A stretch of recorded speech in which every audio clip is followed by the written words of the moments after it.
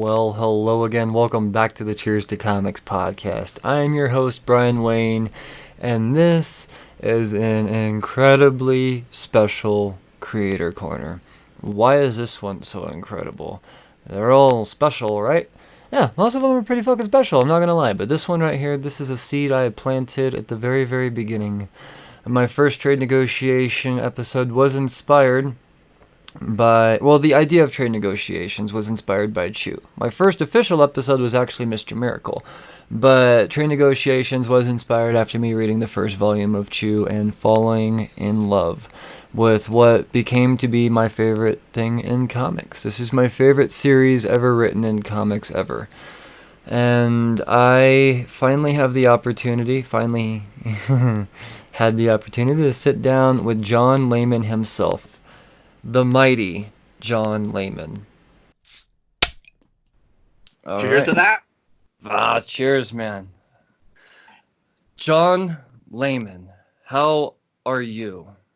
It's a weird time, man. I mean, I guess I'm okay, but like I'm stuck at home now. It's been a couple weeks, and this is I don't know when this will air, but right now, we're in the early stages of the pandemic and the lockdown, so it's a crazy time. And just earlier today, Diamond said they're not shipping new comics. So no, they're gonna ship out the remainder of their warehouse, which probably isn't a whole lot. And we may. I mean, whether or not we have to deal with digital is another thing. Can't see anyone out there that could possibly pick up Diamond slack, even Mile High.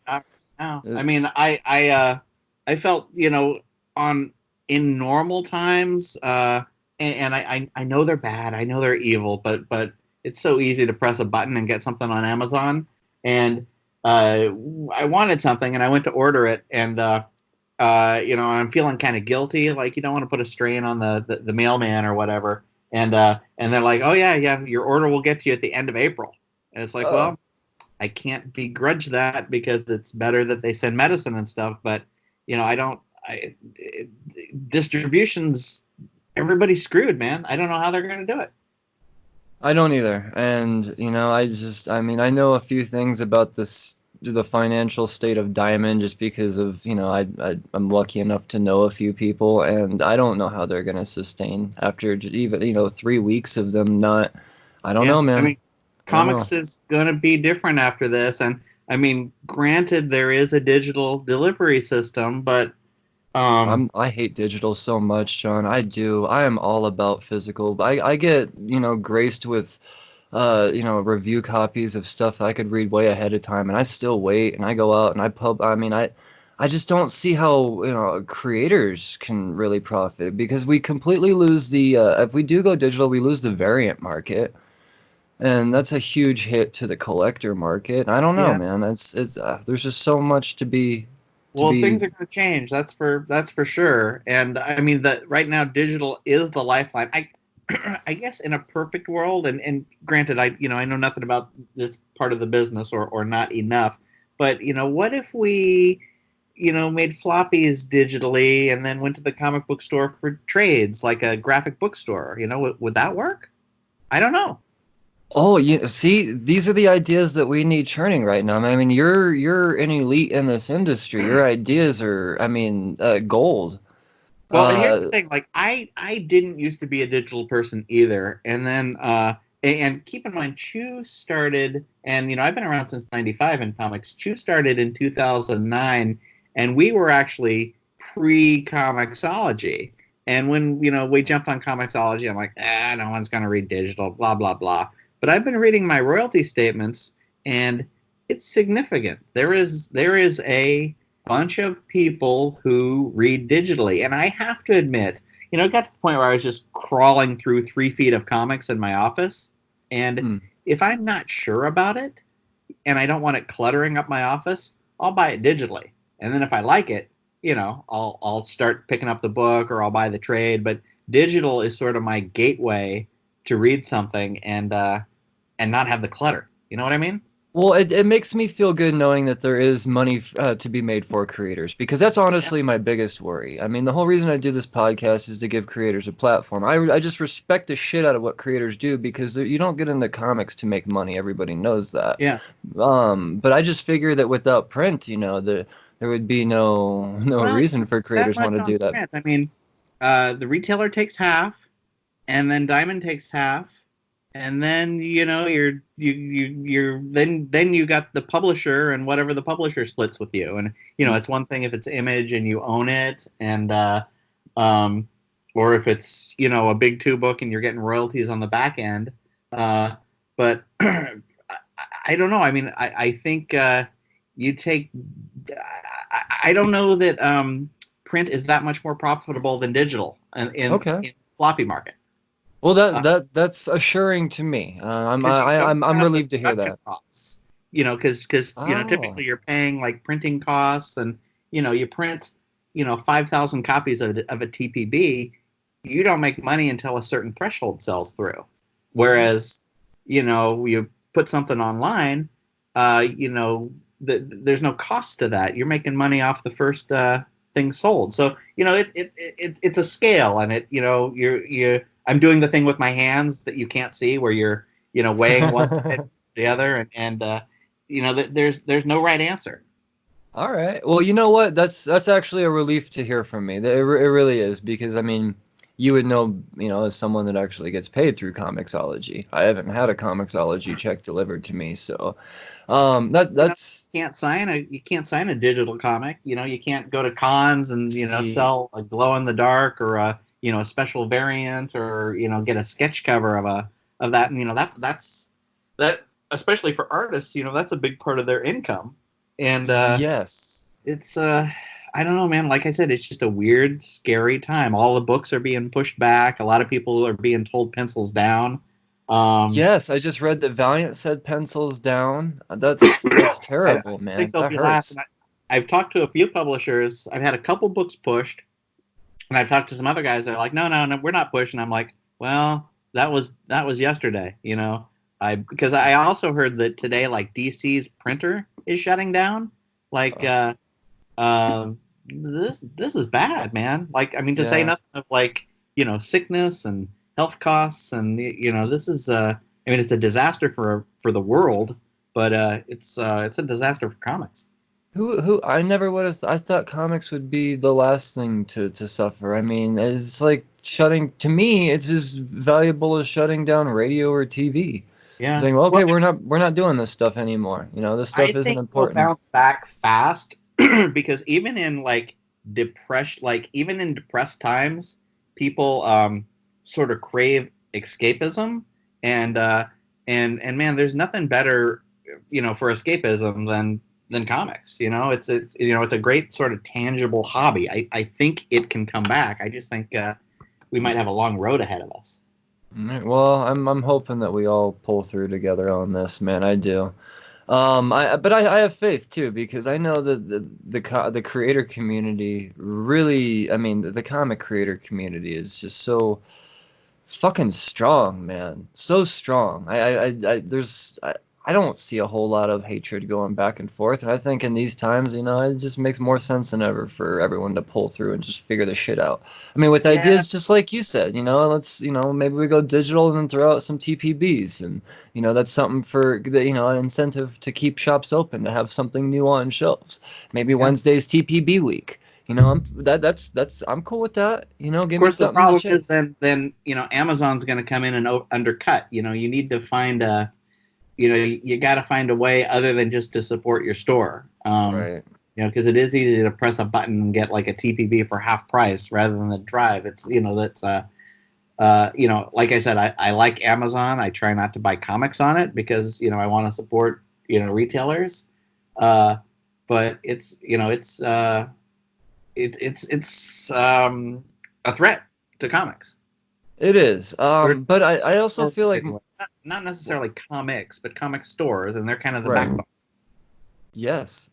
I mean, they're the bloodline of the industry. I Yeah. mean, that's how we get it. That's, yeah, it's, On the unfortunately, other hand, I am old enough to remember a life pre-Diamond, and Diamond has had a stranglehold on comics for Mhm. several decades, and maybe finding options that aren't Diamond isn't the worst thing in the world. I don't know what that option would be, but Yeah, I mean, there was options before in the past, like even Mile High at one point, Mile High Comics at one point in time thought about, taking it on yeah. when Marvel was being, fussy like they were in those times, which actually ended up causing the monopoly of Diamond now. Oh, you Um, know your stuff. I do.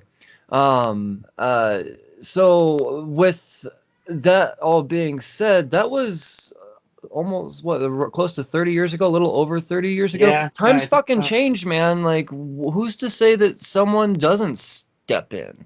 Yeah, And yeah, I mean, it was a long time ago. That was a pre MCU. Now people know that comic books are mainstream now. Maybe there is that geeky billionaire out there going, fuck it, I'll do it. yeah. I I know mean, if I the had the other money, side I'd is do it. DC, Time Warner or Disney could do it for themselves and Mm. completely leave out the little guy, which is, not a good option for everyone who's not Marvel and DC. Yeah, and that's the other thing too, is it'd have to be someone that really just, I mean, they really love comics, and to me, that's the indies, man. That's my where my love's at, and I mean, you're a big part of that, but we're gonna get to all that here in just a little bit. I do kind of want to get off this goddamn terrible. Sure, yeah. Let's talk about Yeah, good. let's talk about good things, man. John fucking Layman is on my podcast. Way back when, in the very beginning, uh, Chew. I first read Chew, and I know that we had spoken via Twitter a couple of times, and you said, "Hey, I'll come on," and I was like, "I'll wait till it's finished." And it's taken me a while to get through all 12 volumes, but Oh yeah. the first volume of Chew is what inspired the entire trade negotiations episode segment. Granted, my first trade negotiation was on Mr. Miracle, but I knew that Chew was going to be the thing. I wanted to get Mr. Miracle out of the way so I could just focus on Chew, because Well, as soon I as I don't read it, mind following that book because it's a masterpiece. it is a masterpiece. That's pretty undeniable. But so is Chew, and we're gonna get a lot more into that. But I kind of want to explain my introduction to you and how important you are to me. I'm gonna kind of gush a little bit. Okay. So I read Chew, and I know that even when I talked to Rob, he thought, why is this guy? This is so weird. This is like years later. Why is he doing all these episodes on Chew? As soon as I read it, I thought, okay, I got on YouTube and I typed in Chew explained, and I couldn't find anything. And I was like, why is nobody fucking talking about this book? This book's going to be made into a movie any day now.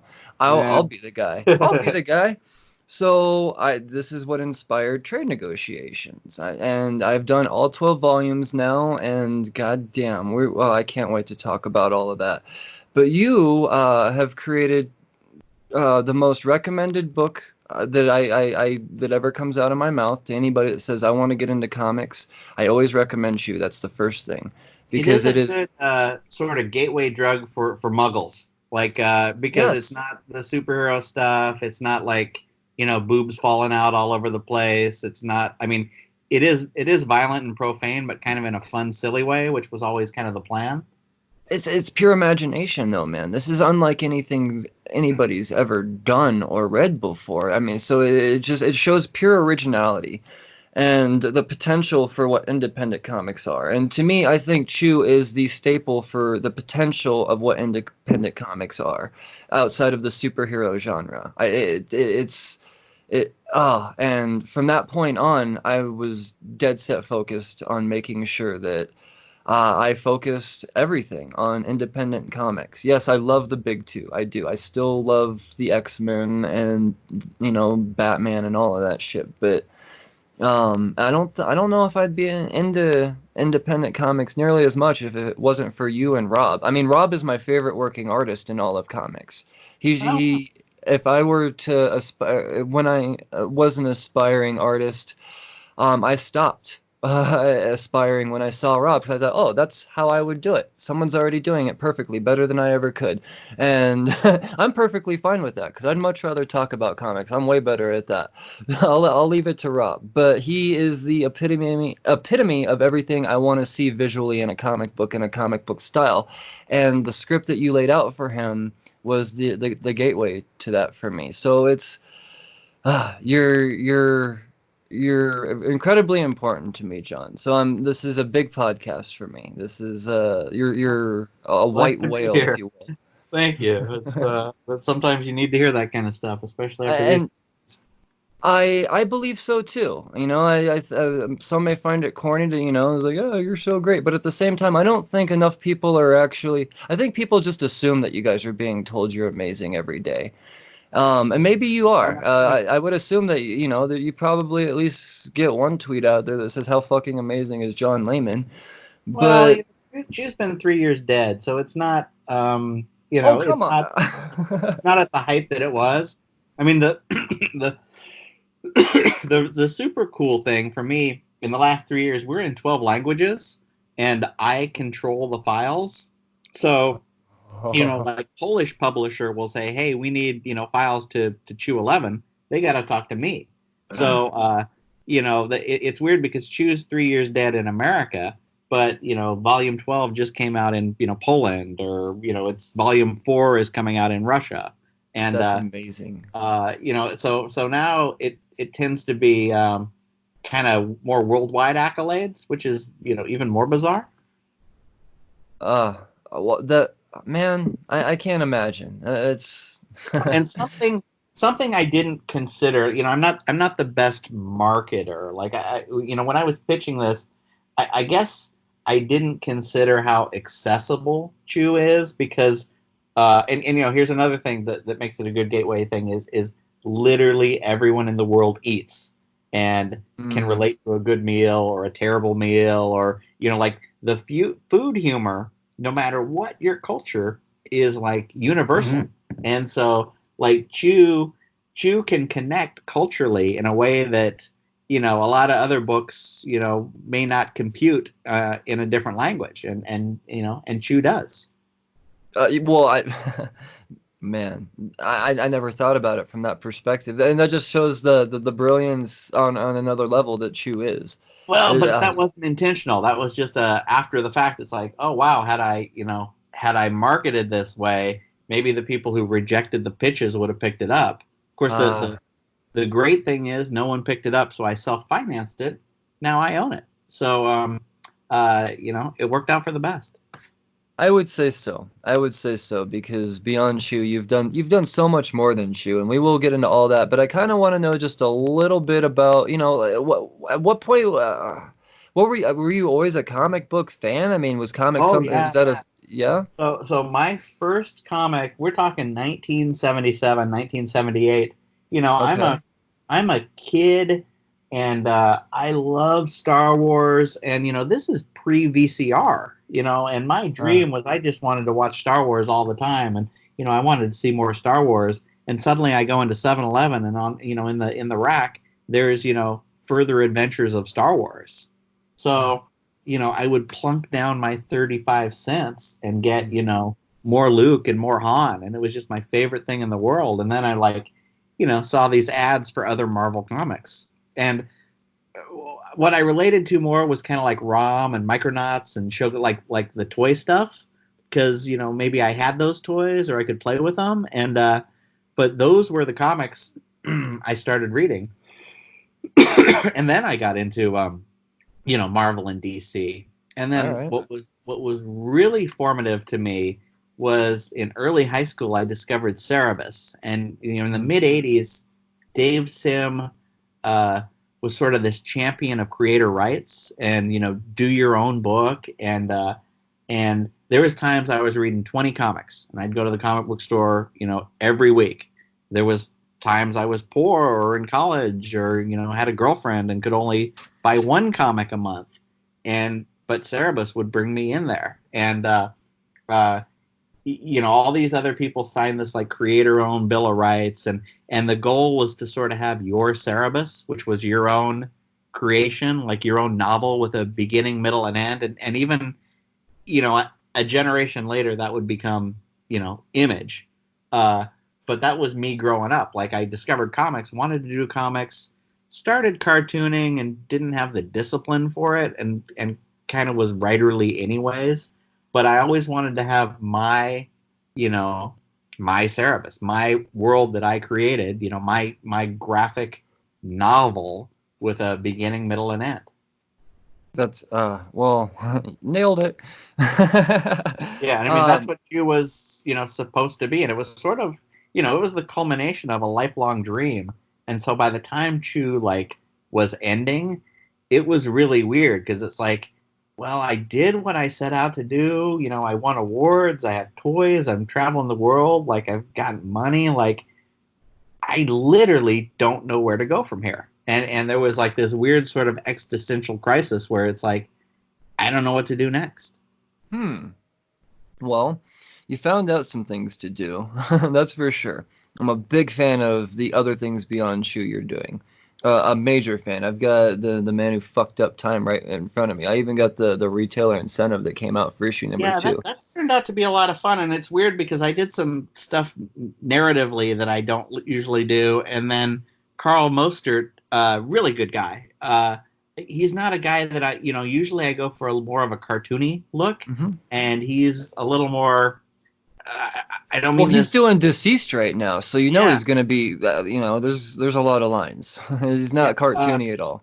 But I didn't know how the book was going to be received. You know, it's this kind of this weirdo, you know, comedy. Nobody's recognized it. You know, it doesn't have a hook like Chew has, but it's been, you know, people seem to like it so far. And now I'm breathing a sigh of relief because people like issues 1 and 2, and it's like, well, 3 is way better. So if you like Oh, it now, you know, it only gets better, and that's always a good thing. You know, that it gets better rather than you know, starts running on fumes. yeah, yeah, no, and I think that was the level that Chew was at too, is it just continuously got better. I got to stop talking about Chew. I want to get into that in such a oh yeah, in a whole different way. You haven't always been in the indie scene though. I mean, you kind of got started out. You weren't even in the scene to begin with as a writer or creator. You're actually what, an editor?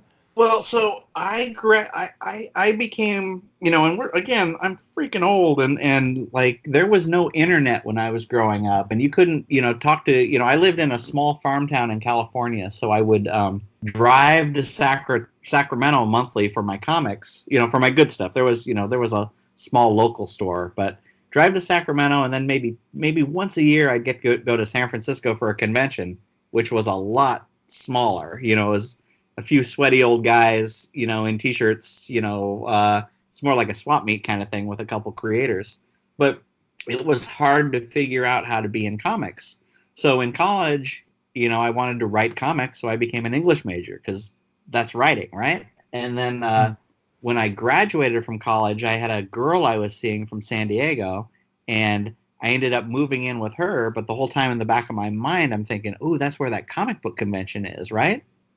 And um, I got a job at the newspaper at San Diego, and I started freelancing like nerd stories, like, you know, the Judge Dredd movie starring Stallone, or Hmm. Spawn cartoon, you know, Todd McFarlane's HBO cartoon, or Comic Con. And eventually, I got to know uh, Jim Lee's studio because they were the local studio. You're always, you know, in newspapers, you're always looking for the local angle. So I would call and talk to them, and they hired me as an assistant editor, and I became a full editor. And then suddenly DC bought us, and I was like magically, unexpectedly a DC editor for a while, Hmm. and then, you know, I never wanted to edit, and DC was kind of a bureaucracy, you know, coming from Wildstorm, which was just, you know, just Jim Lee doing what he wanted. Right. Um, Figured out I learned as much as I needed to learn, and I had made contacts and stuff, so I made the jump to freelance. And this would have been 2001, 2002, and you know, just started taking whatever gig I could get, and you know, each gig got, you know, a little better for a while. That's awesome, man. Yeah. That's In, awesome. until it didn't. And And then we had just had a kid, and my wife was in newspapers, which were dying because of the internet. And I was getting all kinds of video game work. So I took a long-term writing job, knowing that when the game shipped, I'd be out of a job. So I was making a ton of money as lead writer on this game, and I had this bird flu cannibal comedy book that just kept being rejected. And I thought, well, I'm making enough money. I'm just going to finance it. I'll do 5 issues. No one will care. It won't sell. But once this game ships and I get laid off, I'll be able to show it to editors and be like, hey, hire me. And right about the time the game came out and I got laid off, Chew came out, and it just blew up. And so it took a while to like sink in that how kind of well Chew, like that it was a hit. Like I couldn't say those words or it would jinx it. But eventually, like, you couldn't argue with like the sales and, going into fourth printing and all this sort of stuff.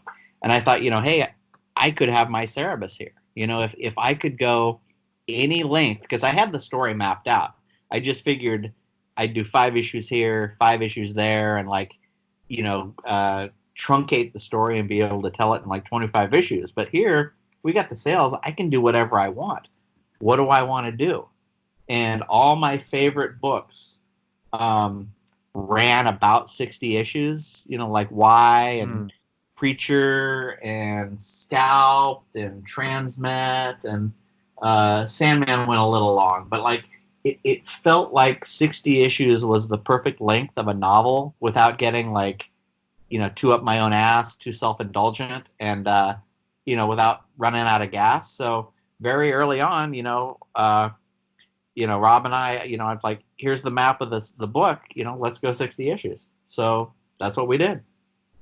Oh man. And he told me too when I talked to him, before he even really signed on, he gave him the whole thing. And at least that's the story he gave me. He said, hey, Yeah. this is the whole story. And he was like, I don't think you should be telling me all this. But it was good enough to hook him. And I mean, how could you not? How could any artist turn this down?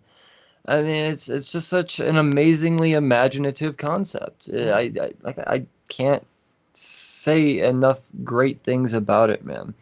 Well, I would say I'm not a good salesman, so that's how they could turn it down. I probably didn't sell it as best I could, but it worked out. Rob turned out to be the perfect guy, and just as hard a worker as possible.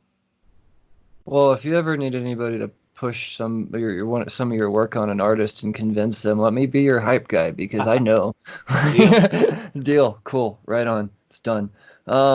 So you've had a lot of success in it. Well, I mean, you say you weren't successful until Chew, but you've done a lot of other things too. You've had your name tied to. Yeah. I had done. I think my biggest thing up till then was I did a run of Gambit, and I did Marvel Zombies versus Army of Darkness, and I did Tech Jansen. But aside from a few a few Marvel things, I was pretty much solidly an indie guy, and I think you could make the argument that that's where I've returned, except for the occasional DC or Marvel gig, mostly DC these days. And I learned that, Chew did so well, they kind of handed me Batman on a silver platter and then just started giving me DC stuff. And I learned pretty early on that, like, I like writing Batman, but I don't want to be the guy who writes 5 DC titles. Like, I'm just not a primary, like, I could write a superhero title, but, writing 3 superhero titles would just bore me to death. How hard would it be to facilitate a Tony Chu Bruce Wayne crossover, man? Because I've been saying this for the longest time. We need the 2 greatest detectives in the world teamed up. It might be easier with Jim Lee at the helm now. I don't know that Dan DiDio was. Well, I don't think Dan had anything against me, but I don't think Dan was my biggest fan either. Dan, Okay. I was just another dude. Whereas Jim and I are pretty friendly, but I have no idea what publishing plans, especially the big 2, change with the wind and with whatever's going on, behind the scenes in Hollywood. It's much easier to come up to a guy like Tim Seeley over beers and be like, hey man, we should cross over, Revival and Chew, and first they look at you like you're high, and maybe you are, but it's easier to do it on a handshake and a buddy in an indie world than like, go a through formal, lawyers and yeah, all that yeah. kind of stuff. No, I totally understand that. I get it, but I also sense if the opportunity were presented to you, you wouldn't be completely opposed Oh, to it. I would love to do Chew Bad. Oh my God. There, Yeah, no, see that needs to happen. It really does. I think that would be the crossover of all crossovers, man. Don't get me wrong, you've got an amazing fucking crossover going on right now. Once again, we'll talk more about here in a minute. But yes, I mean you've proven that you know how to, do a crossover and crossover artists as well. Jesus Christ, man. The talent spewing out of you is ridiculous. yeah, Uh, I've got some. I'm really lucky. I'm with some really good artists and really good colorists as well. So like all of my well, books now are really beautiful. Well, let's talk about that for a second because you have worked with some people. I mean, we can go on and on about the stuff you did with the indies. There's one thing I saw that is super intriguing to me. I can't wait to pick up. You did a book with Sam Keith. I've actually done several books with Sam Keith. Well, Sam Uh, Keith is actually my favorite artist, not just in comics, but in all of art ever, in the oh wow! history Oh of yeah. art. So admittedly, I'm a little behind on some things. I don't know everything that's come out, and to see that not just you guys work together, Well, but it was an let's talk aliens about book Sam that a little bit because oh my I, God, I let's talk about Sam. you know I love Sam. Sam, first of all, he's sort of as odd as his art and his sensibilities, but he's also just got this. He's the sweetest guy with like the biggest heart in comics. And um, I met him when I was at Wildstorm, so mid '90s. And when I first went freelance, I think I ended up like lettering. I lettered 4 women, and I think I lettered Zero Girl. Like I can't completely You remember, but lettered Zero Girl? Holy yeah, shit, dude. yeah. At least a couple of the Wildstorm books, like I don't have them handy right now, and it's been a couple decades. But Sam and I were friends, and I actually worked on this oral history art book that for IDW, one of my first gigs when I went freelance, where I was talking to Sam, 3 hours a day, several times a week, and then talking to everyone who's worked with him. And it was this art book, and Sam, God bless him, at the end he shit canned the art book after months, saying, "Well, my story is not over. I don't want this book out. Put it out when I'm dead." And I was like, "Well, thanks, Sam." But we stayed friends, and sometimes we talk more often than not. And when Chew blew up, I think I think Sam saw some echoes of his career in mine. This kind of like indie weirdo that suddenly was like, hit with kind of unexpected success. And so Sam, even though we're not too different in age, I think he had some like sort of paternal feelings. He like was real proud of how I made good. And so here's where the story gets interesting. There was a point where Sam got called back to do an Alien series for Dark Horse, Mm, and you've never met Sam, have you? I have not. Okay, most people haven't. He's a bit of a recluse. Yes, But he when is. you talk to him about story, he doesn't talk about plot. He doesn't talk about what's going to happen. He talks about metaphor and meanings and what and it's almost like interpreting a dream when you talk to him. Um, oh, it's going to happen, but this is what this really means, or this is what we're doing. And so Dark Horse calls me up and it's like, look, we've been trying to get an Aliens book approved with Warner Brothers or 20th Century Fox, who is it, for forever, and we just can't do it because Sam's on a different wavelength when he talks to these guys about story. And Sam has agreed to bring in a writer. He wants it to be you. And I'm like, okay. And they're like, look, you have to deliver us a story that the licensor, the movie company will approve, but you also got to make Sam happy. So I call Sam up and I'm like, Sam, okay, so we got to do this Aliens book. What do you want? And he's like, well, it has to be on a snow planet, and I want to draw a pink teddy bear. And I was like, okay. And so we worked out this story. It's called Aliens in Human Condition, Yep. and it's this woman who's basically got PTSD because of an alien's attack on her colony, and her husband was one of those robot makers, who made like Bishop or whatever, and his gift to her was like a little like kind of like anthropomorphic teddy bear that would kind of look after her.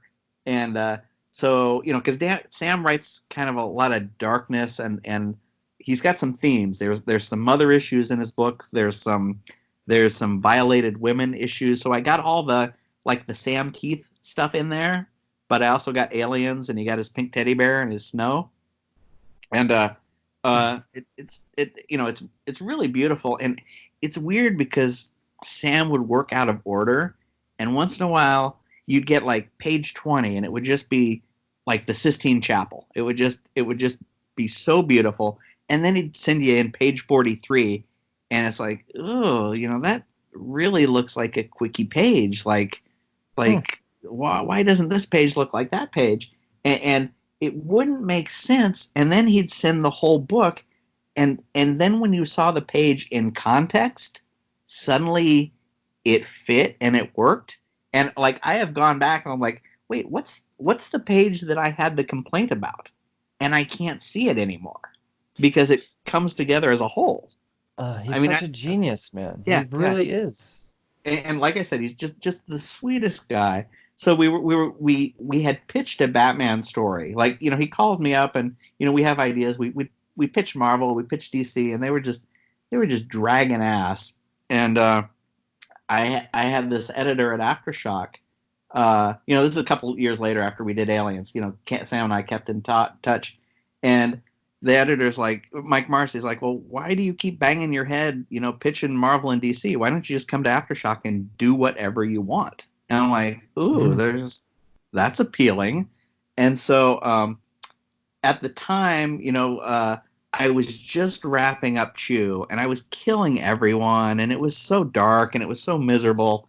And I talked to Sam, and it's like, Sam, your stuff is so, there's always a woman violated, and it's so dark, and like, we're just miserable. Let's go against type and do something happy. Let's do like almost this whimsical kind of adult fairy tale, Over the Garden Wall, or just something that people won't expect from us. And he's like, okay, I want to draw French architecture, and I want to draw water birds. I was like, okay.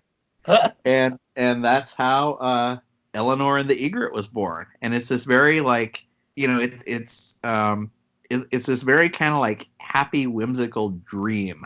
And again, the art is just utterly beautiful. That's and amazing, then man. Most recently, Sam wanted me to write Batman Max with him, and I want to know why that didn't happen, because I've been pondering that. Maybe it would have actually been finished if you did it with him, because we're still waiting for that 4th issue. Part of I wrote one of the problems with Sam is always interested in what's next, not what's now. And once he gets what now on his plate, he really wants to do what's next. But I helped him work out the pitch, because again, if you put a dream, this like metaphorical dream on the lap of a DC editor, they're going to say, what the hell is this? So I worked out the pitch, and he approved it. And then I was writing it, and it just like, you know what, man, I wouldn't want anyone to step in and write Chew, I know you want me here, Sam, but I don't belong. Nobody wants to see John Layman write the Max. That you're coming back to the Max. It needs to be you. And Sam was worried about hurting my feelings, and finally I'm like, Sam, I'm quitting this book, because I love you, because we're friends, and it can only be you. And and I think he was happier once I pulled that trigger. But I wasn't. I just it felt like a violation working on. It felt like sleeping with somebody else's girlfriend or something like that. You know, when you put it like that, that does make a lot of sense, because, thinking about it, shit, even if it is you, or I mean anybody of any level, of any caliber, writing the Max, I'm not. I don't know. Yeah, it just doesn't. kind of souring taste. Yeah. So I Um, told Sam at the end of the day, I don't bring anything to this, and it's just it would distill your voice, and that's what anyone's going to want out of Batman the Max. Now, granted, I've got no control of Sam's like output, so yeah, I know he moves slow, especially in the later issues, but once it's finally done, like that's the thing about Eleanor the Egret, miserably late, but now that it's on the bookshelf, books have a tendency you forget about the headaches once they're beautiful and finished. oh, so there is still hope for this fourth issue to come out? Oh, it will. I mean, Oh, I am sweet. working. Yeah, I'm actually talking to Sam, and I have an appointment.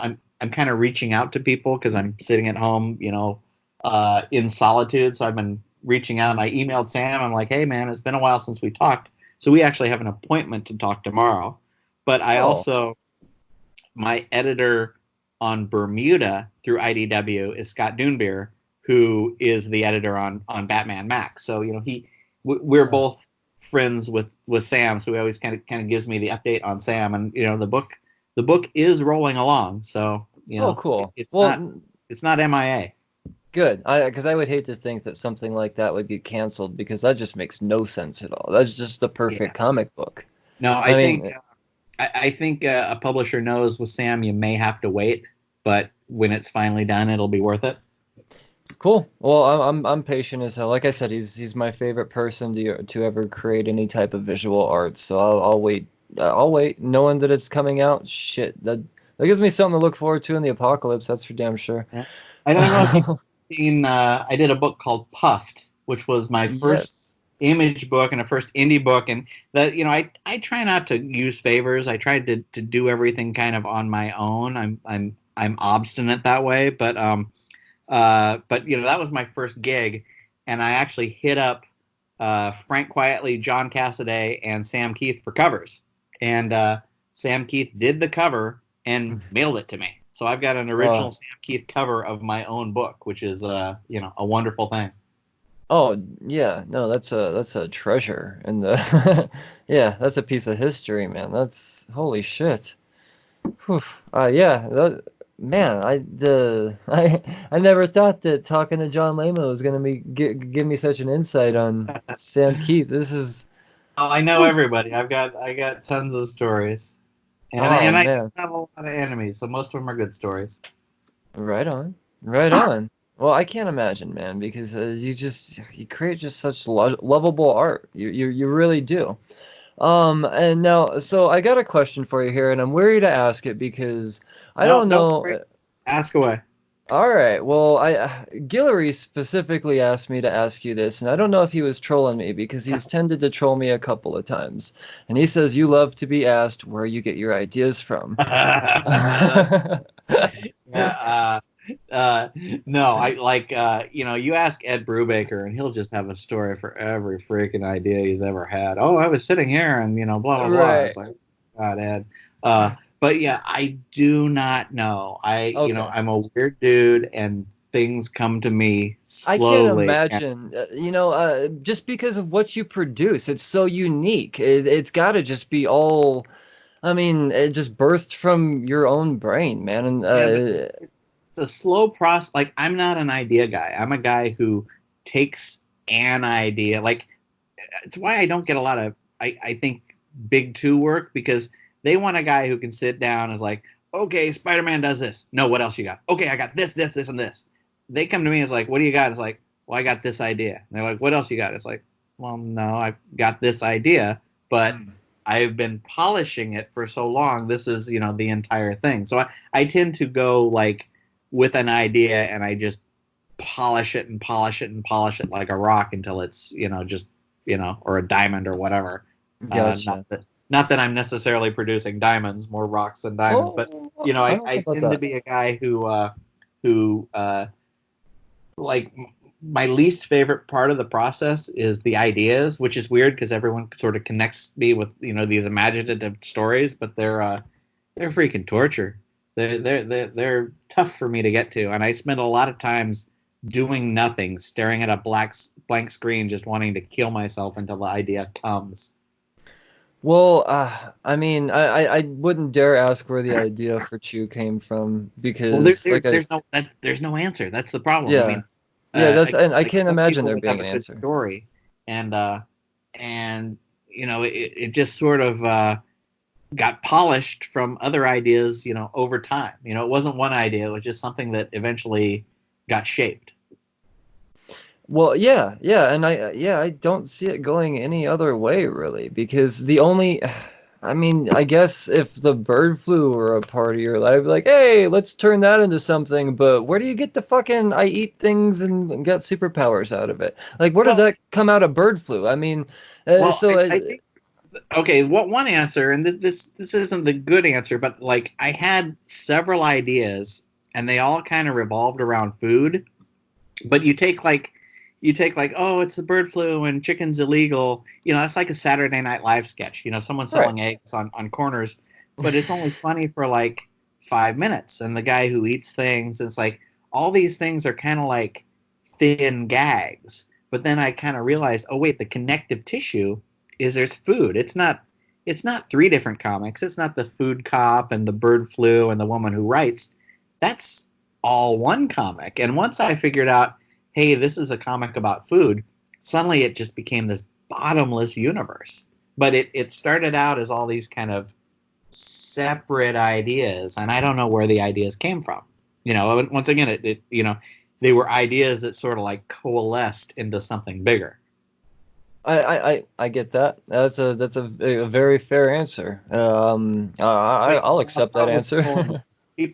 People want a clever story. What were you doing when you had the idea for Chew? And it's like the idea for Chew came up to me over a year and a half. Yeah. It's not applicable. Yeah, no, I can't imagine this just being hey, I got this thing and I'm gonna start writing it right now because this really is, I mean, I will say it's a masterpiece. I mean, no, I don't think there's anybody out there that has the capability of putting out something this detailed, I mean, just the way it weaves in and out of each other. I read it through trade paperback. I didn't get the opportunity to read it as it was released in issues. I actually, as of today, I just started collecting single issues of Chew. Oh wow. But I have all 12 volumes, and that's how I got to read it.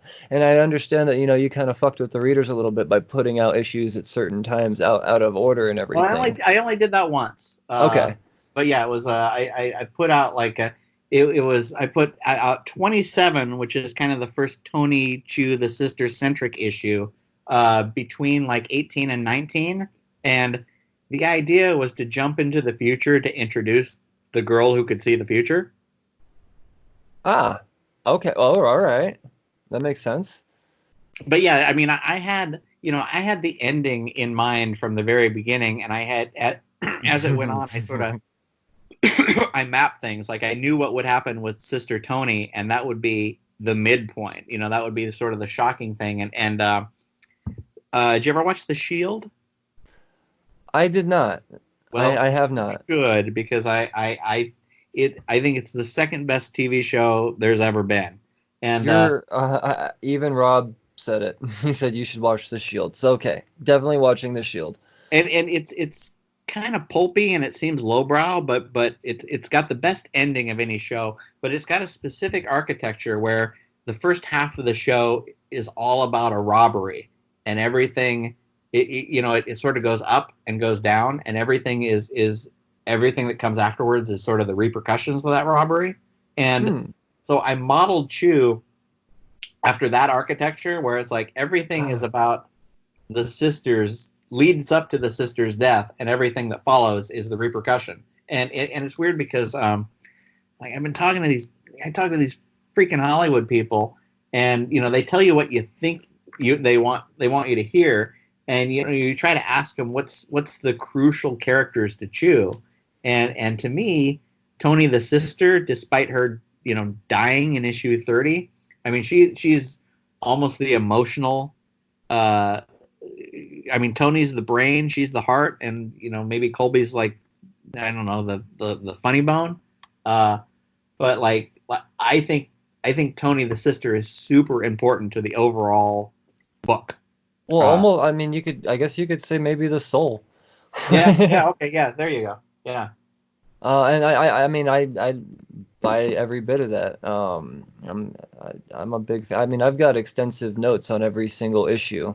I mean, Well, it was really I watching it play out because the sixth arc, we put Tony, we take Tony out of commission, and he's in the hospital, and then the sister takes over, dude, and oh man. it's kind of all these like fun, fluffy things, and the retailer, not the retailers, I can remember a couple of reviewers are like, well, Chew's kind of losing it, it's getting just really silly and fluffy, and it's like, I am just setting you up, motherfucker, and you're just gonna like pull the rug out from under you in the worst way.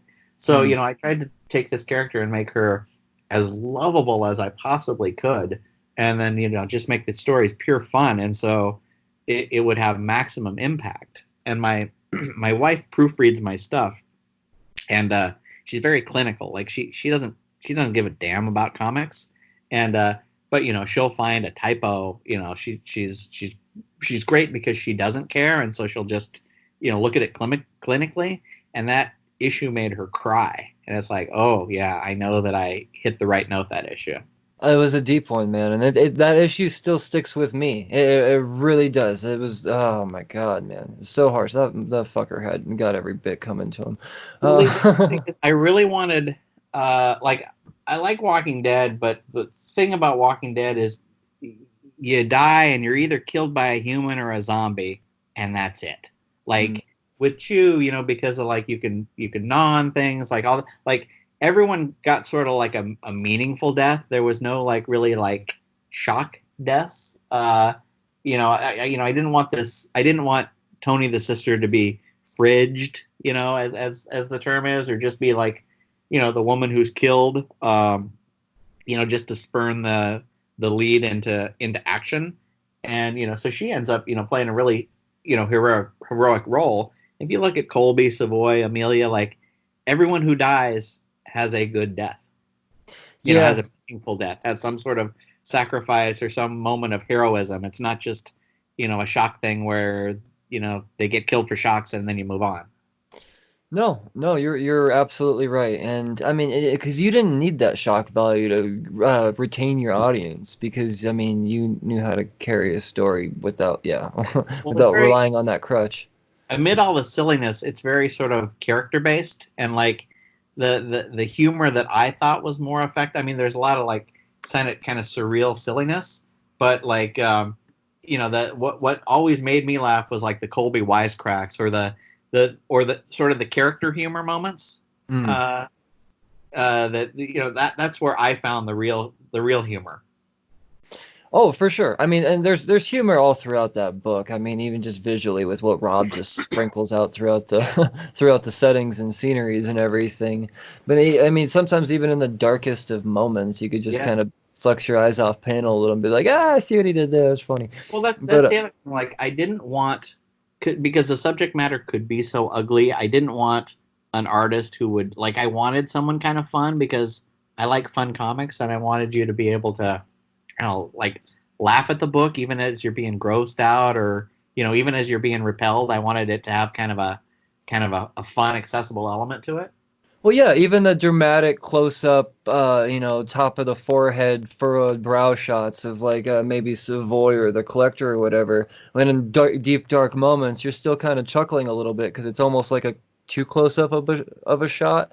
Yeah, yeah. I mean, it's I don't know, it's a perfect balance. It really Well, is. Rob, You Rob guys, has great timing. I mean, everyone sort of mm, overacts and is super silly. And so this new Chew book that I'm working on, which I assume we'll get to, but it was really hard because I wanted someone who could do their own stuff, but who was Rob like, but who wasn't trying to ape Rob. yes. I've So I've seen that from the previews that have come out, and I really appreciate that because at first I was a little shaken when I seen it wasn't Rob. I was like, "Well, that's fucking weird." yeah. But I went through and I saw what he's done. I looked at what I was able to look at because I mean he doesn't have that deep of a catalog. You're about to just give this guy a whole fucking massive career, man. Well, yeah. I mean, that was the other thing. Like, I'm handing someone. I'm not just handing I'm handing off my baby. I'm handing off my biggest thing. So Mm-hmm. it was a really like I tried out a lot of people. And I had some other people that were really good, and it was kind of a tough decision. But this guy just felt right, and it's like I'm comparing Chew to like Breaking Bad and Better Call Saul. Like they're in the same world and they have a lot of sort of similarities, but they're also it's not trying to be the original Chew book. Like it's not as wacky and it's a little more character based. At least right now. All right. Well, We'll we'll see because I mean I do think some people want the same thing sometimes, and I never like I didn't want to just come back and be like Untold Tales of Tony Chu. You know, uh, like to me that story was told, so I wanted to go in a different direction. yeah, I mean, if you ever want to tell Tony Chu stories again, I mean, just give us little minis, threes every once in a while, a little crossover here and there to, just, satisfy the palate. But I'm with you. I mean, if you're gonna do Chew 2, I don't need to see the whole gang together again, man. Like maybe a couple of cameos here and there, like one would maybe expect on some level, but for the most Well, part, certainly for the first mini, because the first mini spins out of Chew proper, hmm. and then it's going to run concurrently. Like the first issue takes place in the very early parts of the bird flu, and Tony just gets assigned to Colby, and Oh. it follows Tony's sister that you never met in Chew, and never even she was never even referenced, and the reason why is in this mini. Like you learn why this sister was never mentioned, and you also learn why Tony's family hates him. Oh man, I'm so excited. 'Cause I know every character that you've created, I mean from, the collector to fucking I mean all of them, Caesar, D-Bear, all of them.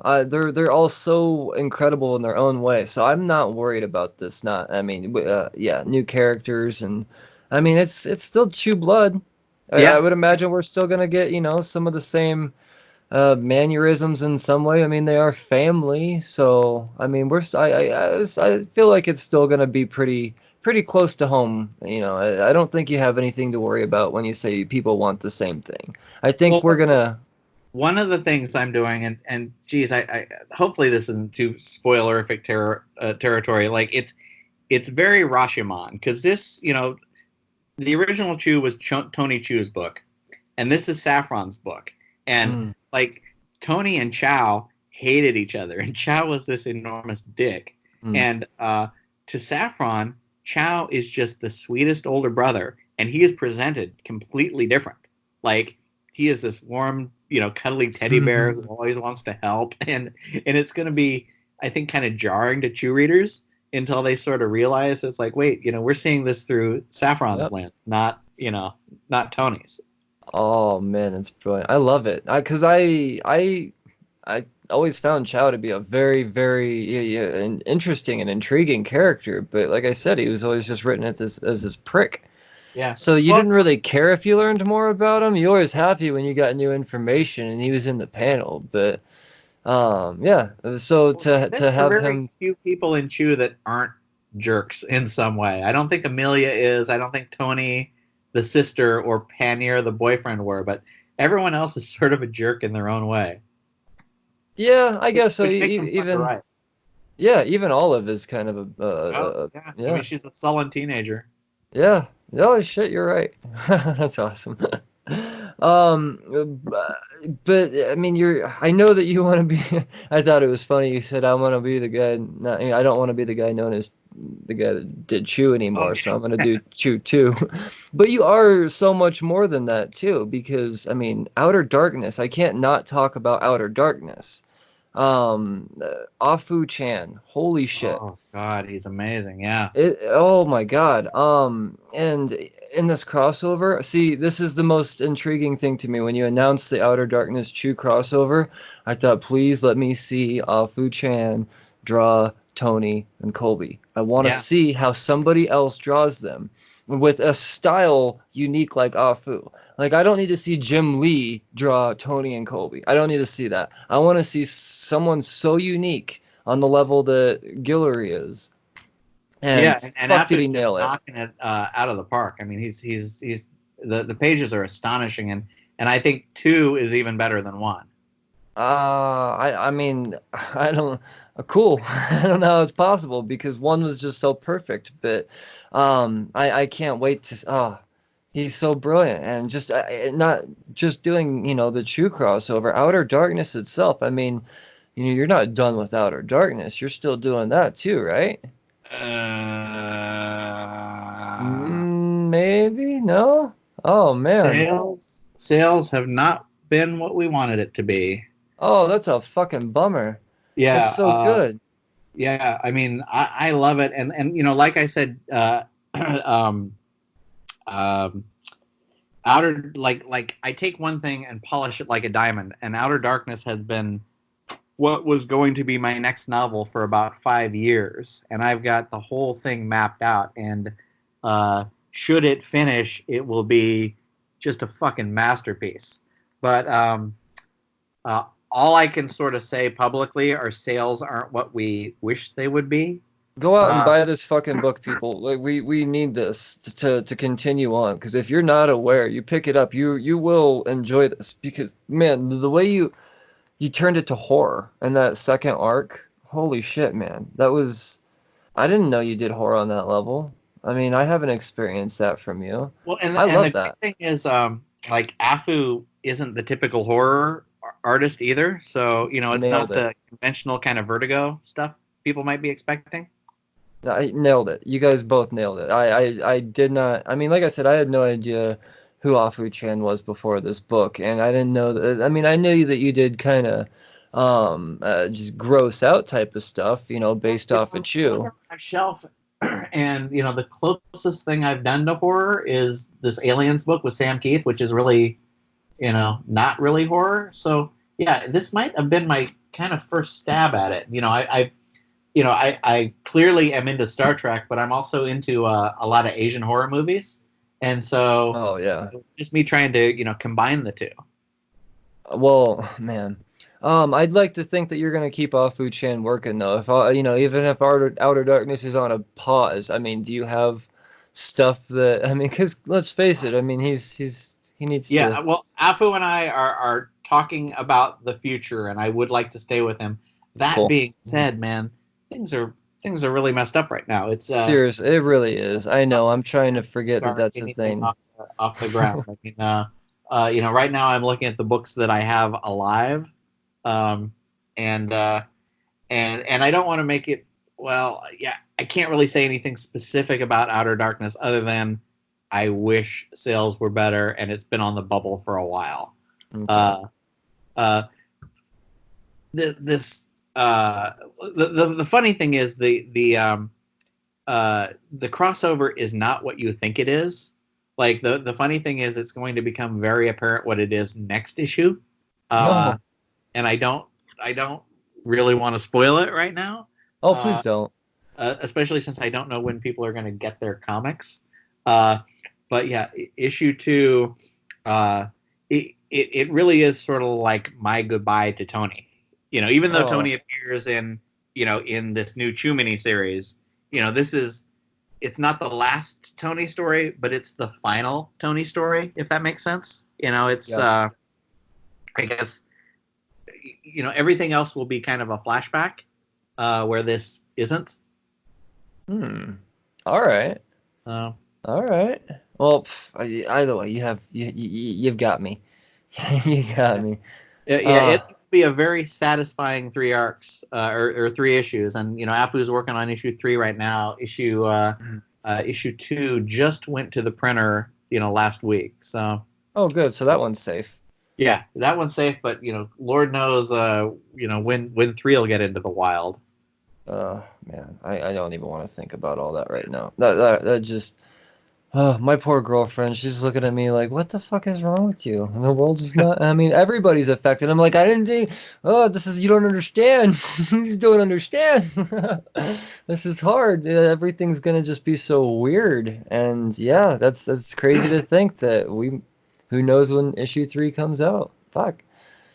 Well, I think the people, I don't think AFU is going to stop working. I've still got, I'm not going to stop the scripts that I have going. Okay. But it's also it's a hard time to, unless you have a benefactor, which is a publisher willing to pay you, and they're going to be a lot more reluctant. It's hard to get new books off the ground right now. It's a terrifying time because you don't even know if the books you've got are going to get off the ground. Yeah, I feel like now you have to, show people that you have a studio that wants to option it before they. Yeah. I mean, and that's just sad. It is. That's really sad because I don't think that should be the driving force for indies. Yeah. No. Is whether or Well, not it gets optioned. I was pretty smart with Chew Money when it was rolling in, and I have a creative nest egg, and I've told Dan Boltwood, the new Chew artist, because I'm paying him out of my own pocket. I have enough money to pay you for 7 issues. So we will do the first arc, and unless it completely goes to hell, we will do another arc. And Chew has enough of a readership, I can't imagine it completely flopping. So I by issue 7 we should be getting money from issues 1, 2, and 3. So what you do is you take those issues and start paying. It just becomes a round robin. So hopefully the new Chew book goes for a while. But unlike the first Chew, it's not a novel. It doesn't have a set ending. I know the ending when I'm ready for it, but I kind of want to. I would like the book to outlive me because the ending is so terrible. I don't want to write it. Oh man, that's actually really exciting to hear. Because I would love a 300 issue arc. Let's see Chew go 300 issues. Well, man. the plan is for him to, because Dan isn't quite, and maybe this will change once the money starts rolling in, because he hasn't had. I don't think he's had gigs that have been sort of successful as the first Chew was. The promise of money doesn't seem real yet. So hopefully it makes money and that speeds him up. But at this point, he's not Rob Guillory's speed. So what we would do is do 5 issues, get a trade out. We would do periodic minis like Hellboy. We do it. But I'm kind of too old to be on the grind of trying to do a monthly book for 60 issues again. All right, I did it and I don't ever want to do it again. Yeah, you don't have anything to prove at this point, man. I mean, we're all happy. Trust in me, and I speak for everyone. We're all happy. Whenever you put out something, we'll take whatever we get whenever we get it. The thought of another a Chew or another Chew just sounds it was something that so many people, I mean, we all wanted, but we weren't necessarily certain. And now that it wasn't announced, yes, it's a fucking holiday for people in my circle. It really was. You know how hard it was for me to keep that goddamn secret? You have no idea how hard that was for me. I mean, working in the world's largest comic book store with the guy that got me into Chew, the guy that said, the week that Farmhand came out. Tell me about that. Where do you work? Mile High Comics. Oh, okay. Yeah. Oh, wow. Yeah. Holy shit. Wow. Yeah. So, thankfully, with their 10 million back issues, they're going to be the last one to suffer from all of this. Yeah. As long as the government will allow me to go to work, they have plenty of work for me because, I mean, we're getting at this point almost $10,000 a day in eBay and back issue orders and stuff. Yeah, I think the mail order system will be robust if the mail can keep up. Yes, if the mill can keep up, and if they'll allow the warehouse workers to, go to their job, because here in Colorado, they just announced as of tomorrow that non-vital whatever has to stay home, and I don't think they're considering comic books all that vital, unfortunately. Yeah. So I don't know. Well, you guys got it kind of bad right now. Yeah, man, it's crazy. It's crazy, but. We will persevere. The guy that runs it, Chuck, he's had this business for 50. We just celebrated 50 years in business as Mile High Comics. So Rozankowski, what's his last name? Rozansky. Rozansky. Yep. Yep, What? he's a genius. He knows we will survive, and he's gonna make sure we're all taken care of throughout all of this. He's a person that's got a heart of gold. He really is. He's an amazing human. Well, I can remember seeing him every year for decades at San Diego Con, and then it Yep. became too Hollywood. Yep, and he'll shit. We had that talk heart to heart yesterday. Man, the privilege that I have. You know, you said, hey, you know a lot. You know your shit. That's where I learn it from, man. I Yeah. work next to Chuck. You know, Oh no, I it's remember ordering stuff. I can remember ordering back issues from Mile High when I was in high school. So, yeah. we're talking late '80s. Oh yeah, So man. it's an institution. Yeah, I think he's been in the back of Marvel Mag since like '79 or something like that. Yeah. It's crazy. He's yeah. So luckily, you know, because of institutions like him, there is actually hope for the industry to survive. You know, Oh if yeah, he's the last, he won't will be the die. last We're just comic book gonna go shop. through some hard. We're gonna go through some hard times for a while. But I also think all of America is going to, which kind Yep. of sucks.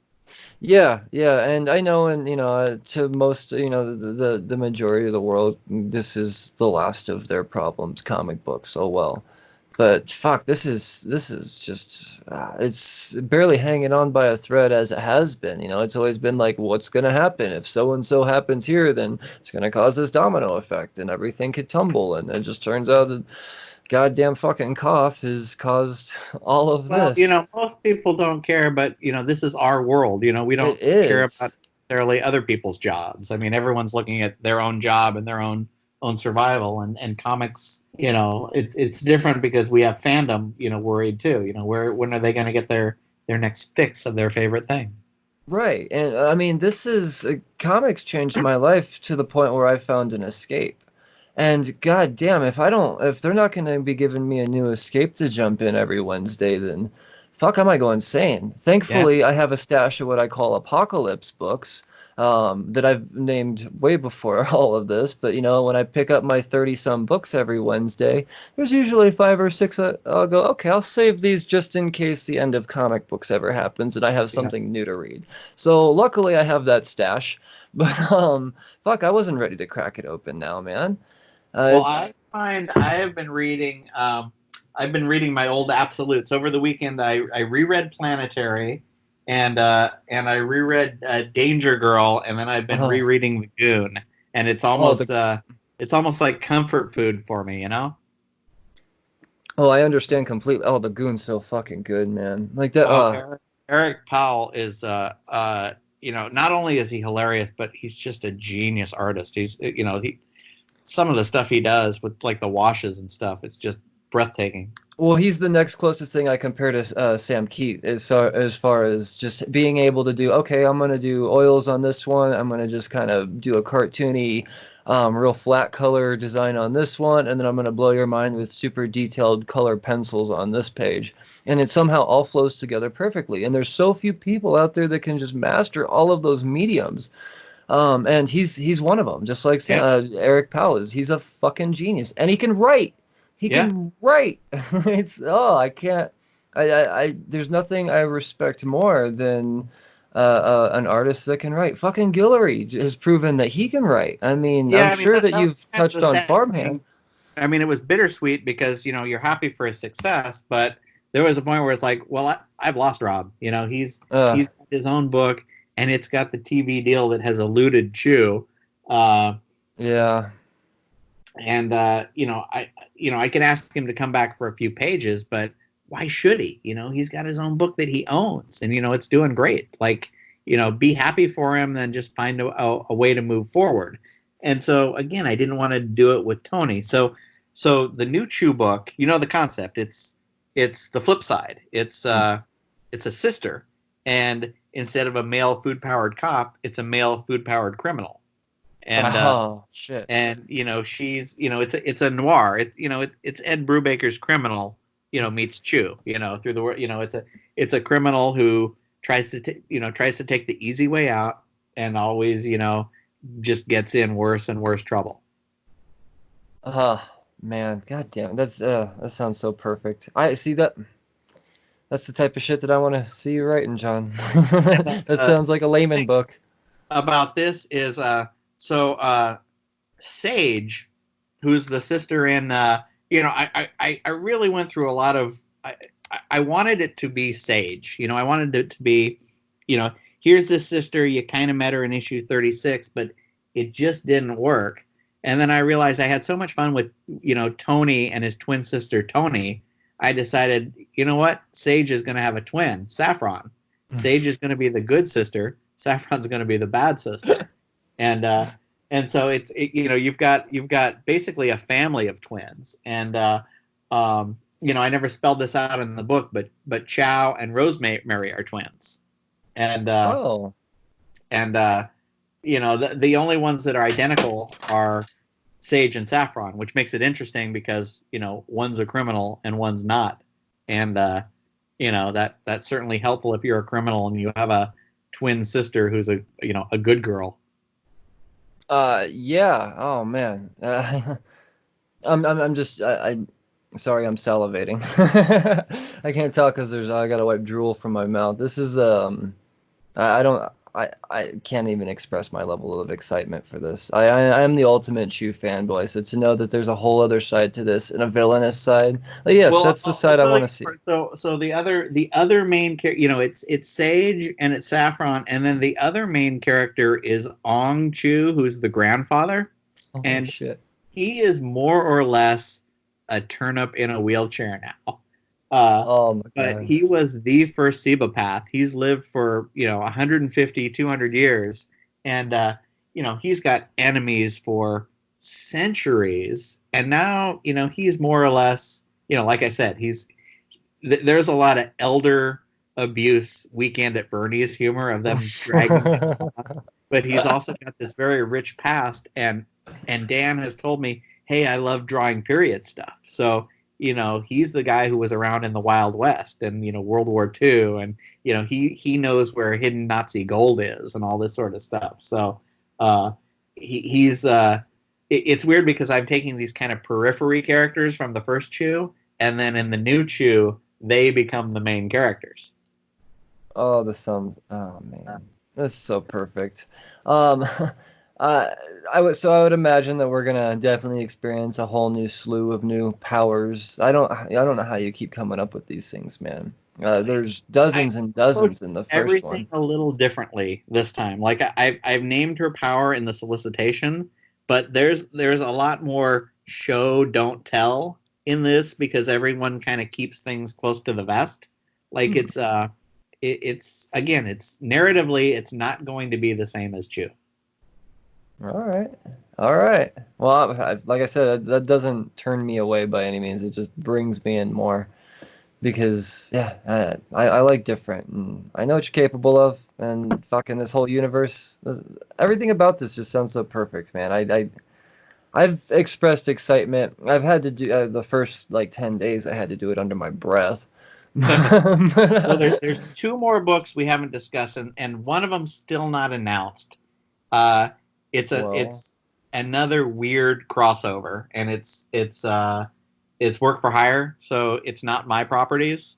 And it's funny because I've been pushing the publisher, and I've been bugging the publisher enough till they finally just gave in, and they're like, all right, go ahead, Layman, you can do it. And now what did I do? I just wrote issue 4.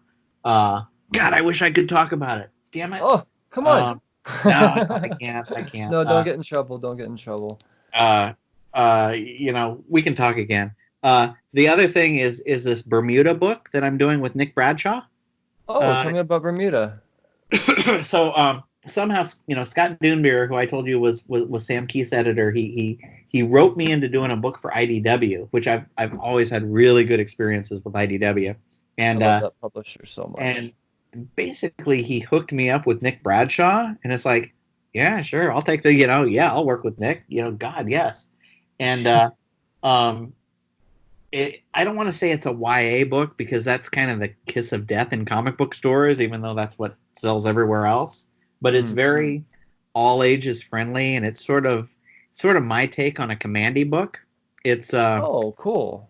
it's it's basically everyone who flies through the Bermuda Triangle and gets lost ends up on this island, and Oh shit. it follows this teenage girl whose parents washed up when the mom was pregnant, so she's been she's a jungle girl. She's been raised on this island, and then there's this kind of pampered rich kid whose daddy's private jet lands, and she doesn't want to help him, but she's not going to let him get killed.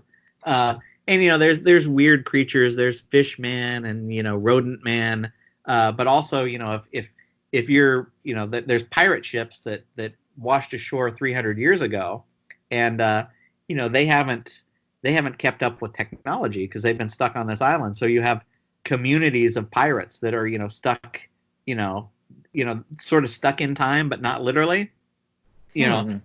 Generations of pirate descendants, and then you've got the Cold War submarine that crashed there. So you've got a bunch of grizzled, crazy army guys. So basically, it's a vehicle for anything that's gone through the through the Bermuda Triangle. They end up on this island, filled with crazy stuff. So it's this teen girl that's kind of half Commandy, half Tarzan, and it's just this real fun, high adventure that I guess the closest thing I could compare it to tonally is Leave It to Chance. All right. Not a kid's book, but appropriately fun for everybody. Okay. Cool. I like that, man. I do because for the most part you tend to more, be the adult audience. Yeah, it's kind of refreshing. I've got a teenager, and he I guess he's old enough to read Chew now, but every once in a while, I wrote Mars Attacks for him. There was no profanity, there was a lot of ultra violence, but actually I'm okay with all of that. But it's fun to write something your kid can read, and even though he's older than that, here's something that I can show to people with kids, and it's it's appropriate because I can't necessarily show them Outer Darkness or The Man Who Fucked Up Time. I mean, yeah. Get past those little if you get that's all there is to it. There's no there's right no there. real bad words. You just have to be accepting of prevalent words, prevalent use of the F word. Yeah, no, and you're absolutely right about that. And I'm so enjoying this book. What is this one's slotted for? 4 or 5 issues? 5 issues. I mean, Five it's issues. following the Eleanor and the Egret. 5 issues and done, and then I get a nice fun book on my bookshelf. I love it, man. I think that's perfect. I think there needs to be more stuff like that, because it's a lot of times now it's hard to commit to a 60 issue thing. Yeah. As a not everybody is committed to this as I am, or they're willing to drop 30 books worth of cash flow every single week just because hey that's new, I'll just take it. I'm not going to drop anything in its place, whatever. It's just one more thing. Most people have to make a sacrifice, and when it comes to a 5-issue thing, there's less of a chance for the reader of wanting to make a sacrifice because it's not that much of an investment. Sure, it's a trade. You're going to a movie. You're not reading a novel. You're you're watching a movie or a show, as opposed to watching a weekly show that goes on for seasons. Yep. I think that's great. But at the same time, I will always be a champion of a John Layman 60-issue arc. Well, That's you got one. I don't know that you're going to get another. Well, we'll see. But as long as Chew 2 goes on, it's Yeah, on my pull list, man. it just won't. It just won't go. It won't be as regular as the first Chew. That's for sure. But man, if it could last 60 issues irregularly, I would love that. I'd be fine with it. No one's gonna be mad at it for having an irregular release because it really is just a treat anytime something hits the shelves with your name on it, man. I'm always excited.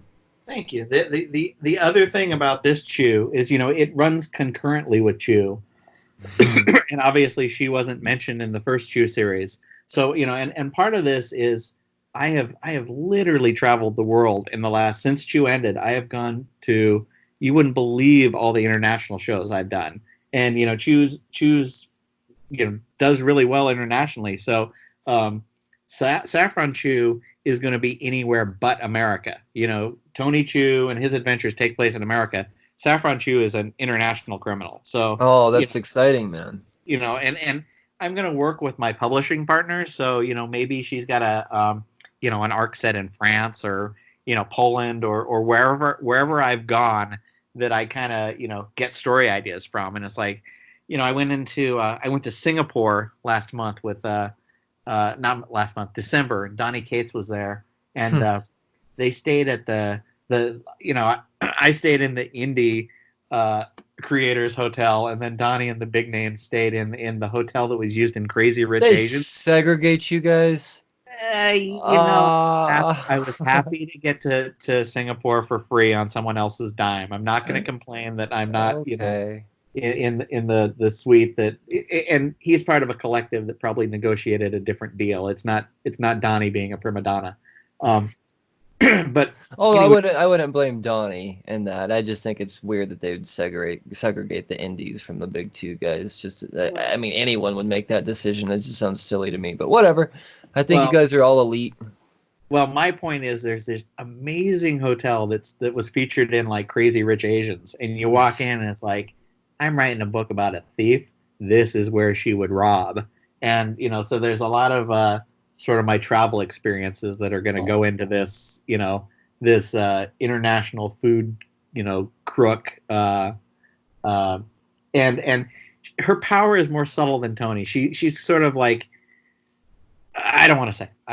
Yeah, no, don't ruin anything. Definitely don't ruin anything. It'll be all spelled out in the first series, but Tony, the first series is basically her versus Tony, and you find out where you've never heard from her before. So, that sounds amazing. So we will be able to ask you when Chu 2 comes out down the road, where do you get your ideas from? Because you can say the travels. Oh man, that's I can't wait to hear more about all of that. I definitely don't want anything ruined though, even if just because I'm the biggest fanboy, and I'm gonna actually get the opportunity to read it monthly as it comes out, or whatever pace it decides to come out. I'm gonna get to read it. We're gonna do it. We're gonna inventory because the first issue is not until June, and it's March right now. So Dan's working on issue 3. So we'll safely have 5 issues. Get the trade out, take a bit of a break. Get 5 more issues out, and keep doing that. Keep doing it in 5-issue arcs. Nice. Oh man. I'm gonna just keep saying it. I'm excited. If Rob ever gets a break, like I have told him, I want to do Chew Farmhand with him and Tony, and then do Farmhand Chew CHU with Dan and Saffron. Do one thing where the cop is investigating something, and then do one thing where the criminal needs to steal like eyeball lettuce or something. How ironic would that be to have Guillory be the opposite side of the art on Chew and doing the farmhand? Oh my god! Well, it's funny because I've done a lot of weird crossovers now. I've done Red Sonja Claw, Army of Darkness, Marvel Zombies, Chew Revival, Chew Outer Darkness, and now this this new thing I'm doing that I can't talk about, but it's equally on the bizarre side. Oh, and I've done Judge Dredd meets Predator versus Aliens.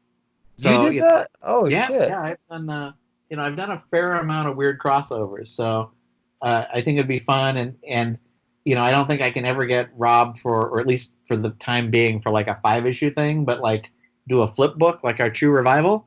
I think that would work out just fine. We'd be happy to see it. I mean, we'll take what we can get. Because I mean, even when I spoke with Rob, I said, what are the odds? I see this.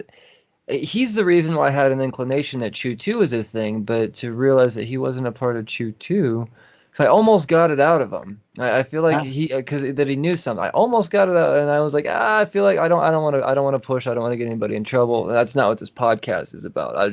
So whatever. But to know that, he did say it would be weird if he never did Chew again. Yeah. And that made me feel good knowing that even if it is not an ongoing thing, that he does plan on making sure that he continues to lay some sort of mark Well, on that there is universe. there is a Chew 2, Chew 2 that stars Olive, and Oh, when and if Rob can come back, and this is Olive in the future, see, post. that's what I thought it would be, to be honest. That's what I definitely 100% thought Chew 2 was going to be. I was like, this is definitely falling Olive.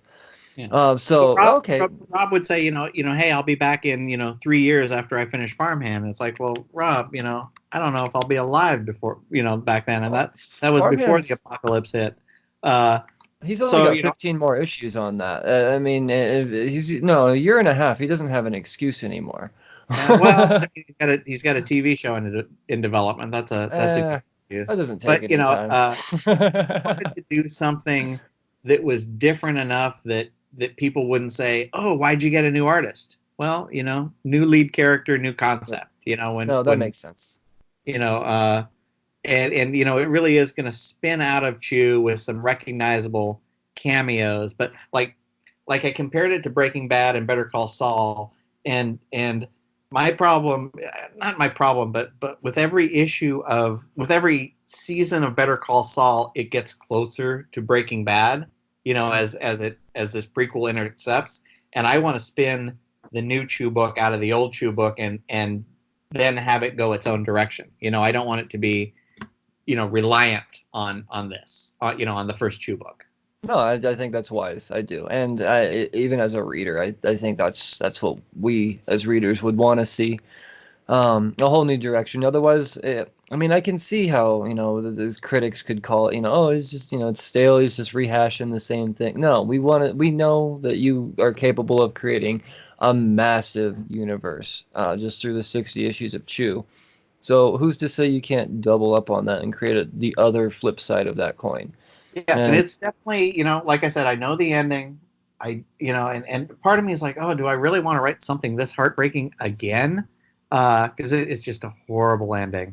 Uh, but I have no timeline to get there. So good. maybe I won't, and maybe things will change. Although I typically don't deviate from a story plan once I've got it. All right. Well, like I said, man, I'm like what you're doing. I have faith.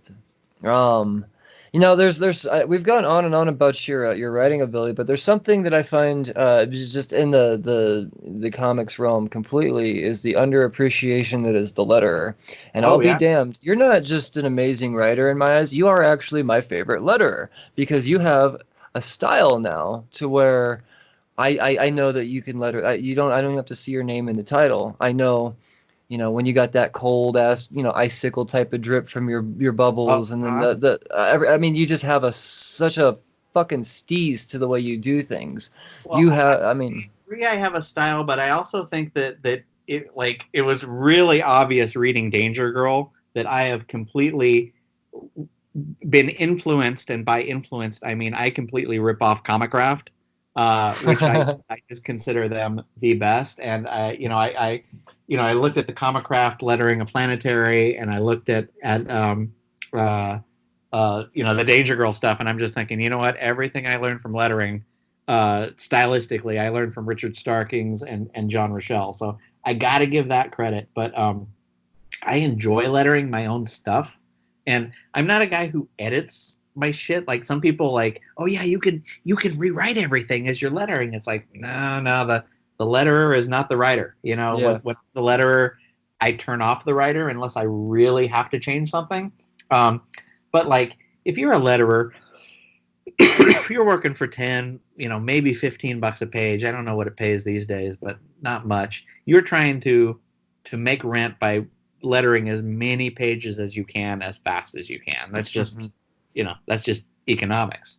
When you're lettering your own book, I'm sitting on a couch, watching, whatever, and I'll take 20 minutes noodling a sound effect because it's my book.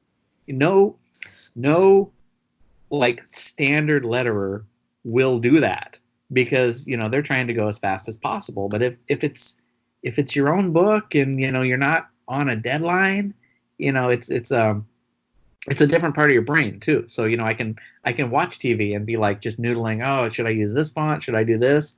Should I? How many layers? So I've got some sound effects in Chew that I just spent hours on. These ones with like flames coming out and different Mm-hmm. variations and stuff, and no sane person would letter that way. But I'm working for myself, Cheers. Yep. so. No, and I think that's why your style of lettering stands out to me above so many others. I mean, there's no doubt it's an underappreciated art of comic booking. I mean, it's vital. Well, your job is to not be noticed, which kind of Yeah. sucks. Yeah, and you're absolutely right. It is to not be noticed. But you're noticed in such a good way. I mean, I do. I beyond just Guillory's, art, I stop and I'm like, I fucking love the way that what he did with that word. Or, just every time he did the fucking icicle talk bubble, man, that's what I call it, at least.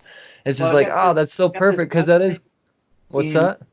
in CHU Chew number two where Saffron is panicking and some guy's talking and she keeps going like, oh, we're fucked, we're fucked, we're fucked, we're fucked, and because someone's going to kill him, and and this guy keeps talking and she keeps interrupting. I do this thing where I just keep I can interrupt myself and I can cover certain Oh, balloons, which if you're working for a different writer, you don't want to like interrupt. Like I can say where I interrupt and where I can cover balloons and when I want to use hearts effects and fire effects and all that sort of stuff. So it's a blast. I know some people like Kirkman did it at first with Walking Dead and then he let it go when mm. when he became Kirkman and probably didn't have the time to do it. But I just find it really relaxing and fun. Well, that I like hearing that, man. I like hearing that because you truly show that you do love it because you obviously put a lot of work into that craft as well, which is it just proves more testament to what you are as a comic book creator and how much you love your craft, man. I mean, it's not easy to write a book. I mean, I know I'm not capable of doing it, and you beyond the amazing script that you threw down, you're like, I'm gonna fucking doodle on this word for 20 minutes. It's you gotta love what you do, and as a reader, we notice that and we appreciate it. So, Yeah, yeah, I well, just yeah, well, that being said, not though, I a do probably have to wrap this up. We've been going for a while. I haven't had dinner, oh and my wife is probably like, "All oh right." shit, you're absolutely right. This has been going for a while. All right, I got five quick rapid Okay, fire words for you. Word association. You know how that works. You're a sure. smart guy. I'm gonna throw out five words. We're gonna just continue to pick your brain just a little bit more, give us something to just gnaw on as we let you go. So five words here. First word's hero. Oh man, the first one that comes to mind is Superman, Cool. Genre. science fiction. Nice. Onomatopoeia. Oh, Kapow. I love it. Oh, I've been waiting so long for that answer. Finally. Chicken. Boy, Nice. And villain. Doctor Doom. Fucking love it.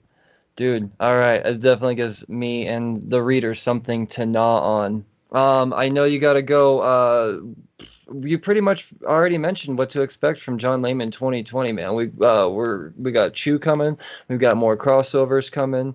Bermuda is a thing that we can all expect. Is there anything else that I'm missing, man? Well, there's the mystery crossover, and again, the publishers get pissy when you announce stuff that you can't, Right. that they haven't announced, but it's a weirdo crossover, uh, featuring and it's work for hire. I don't own any of it. Okay. Featuring two things I've worked on before. Okay. All right. I'll take those clues. I'll take So that. yeah, and I'll talk to you on DM or whatever you want to throw some guesses at me, but Right on. yeah, I pushed for it. Two things that I've worked on before that you would never expect together, and it's like and man, I wish I could tell you because there's one word there's two words that just sum up the entire miniseries. But I can't say it until they announce it, and you That's know all right. That's it's all supposed to right. be a July book, but fingers crossed.